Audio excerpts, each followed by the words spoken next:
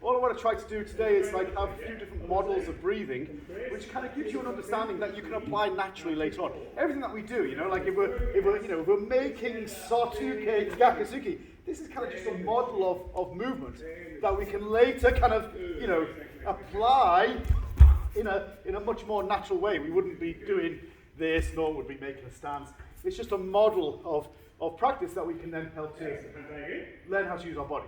You understand? Ultimately, it's that contraction of your abdomen that is kind of connecting your limbs to the floor. So if your abdomen is weak and you're relaxed, which tends to happen when you breathe in, like when you make a connection point, like in blocking at UK, then you'll buckle. You won't be able to transfer power correctly. Do you understand? So first of all, with your partner, all you're going to do is push. Then if we push, generally this kind of feeling, breathing out. I want you to try to do the same thing with this breathing in. This is breathing in. I can't really. It's easy to verbalize it when you're breathing out, right? It's difficult to verbalize it when you're breathing in. Believe me, I'm breathing in. This. So you're compressing your abdomen whilst breathing in, and doing it in that pulse manner. Most people I can see, and it's never reaching a conclusion. That kind of lifting of the arm in the agyuke. I'm choosing agyuke for a specific reason, because you know it's that long motion, and then you can keep on going basically. So you never really hit a point of Kime. You know, most people have trained with me before. I hate the word Kime, but shorthand for that moment of tension. So this, whilst tensing your abdomen, and just try to translate that to connection to the floor. This feeling. You understand? You're trying to be able to control your diaphragm and abdomen in different ways. Mostly, it's a relaxation. Compression. So rather than being able to kind of work them in unison, it's kind of in opposition. So you're pulling down your diaphragm to kind of pull air in, but at the same time, compressing your abdomen. So it's a very short in-breath.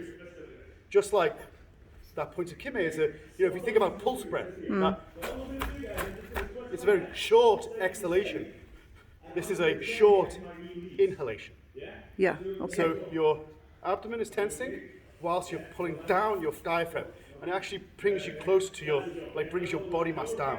So it's quite a good way to make Kime once you get used to it. But it's a bit, most people are just trained to, but again, most people kind of breathe from the chest anyway, which is bad, right? You always want to, generally there's baby breath where you're breathing from your abdomen.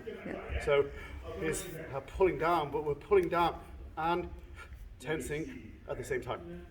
And that's supposed to give you more power? It doesn't give you more power, it gives you the ability to make power on the in-breath. All right, if you think about, constantly making out-breath, what happens if you want to make an in-breath? So you... All right, Not... It's one option, it's just a different model. And we'll talk about it in terms to... Because Heian Nidan, for example. Heian Nidan classically is in, out, out. This. Hangetsu. This thing. So there's models of breathing in this way within kata. And all we're trying to do that is just kind of boil it down to the first principle, thinking what are the principles behind that, and applying it to Kihon. And then we can apply it to anything else. About being able to twitch with your abdomen whilst breathing in. And it's much more than that, like you were saying before, it's much more than that. It's about like inner thigh muscle shime, so you're kind of closing your inner thigh muscles to lock in your core, glutes maybe a little bit, just to kind of stabilize your hips. About squeezing your abdomen, but feeling like you're pulling everything to your tandem, your center of gravity. And you feel like everything's been pulled there. If your diaphragm here is relaxed, it's going to draw air in. So it's about being able to draw in, breathing in, whilst compressing your abdomen before you release. So you can't have this feeling of, like if you're blocking it on right, this, and you can shorten that twitch. The quicker you can twitch, the quicker you can do your techniques, if you're trying to synchronize your breath. Whereas before, if you do it only out breath, it's always, and there's that little bit of a gap between the out-breath, relaxation, out-breath. That pulse breath. Do you understand?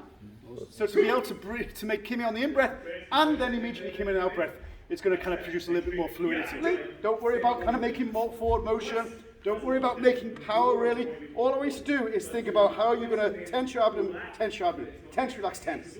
But in the first one, this relax, relax, relax, relax. I want to have that ability to twitch with my core, to twitch with my wrist, to twitch with my lat, to twitch with my glutes, to twitch with my inner thigh muscle. All those elements have to be able to twitch at the same time, instantly, and then have relaxation afterwards. Understand? It's basic building blocks of how we create power in karate. The third element that I'm introducing today, or like we're talking about today, is not only doing that on the out breath, but also on the in breath. Do I always have to, or can I breathe in? Breathe in, not always.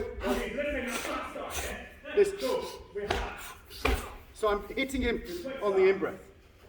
Now, I was just saying before, like, I think it was Bjorn who said, is this as strong as doing the out-breath? No, it doesn't feel as strong. How can it be as strong? The point is that doing this on the out-breath is a learned behavior. Go to the beginners, what do? They don't breathe at all. Like, you have to teach them to synchronize this, like basics. At senior grades, we've all done that, right? Teaching them to synchronize the out breath with the technique. Okay, this is no different. The thing is, like you've been doing this for 30 years, and you've been doing this for 30 minutes.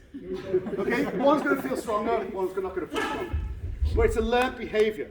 And all that learned behavior then gives you is understanding of your body, which ultimately will give you freedom.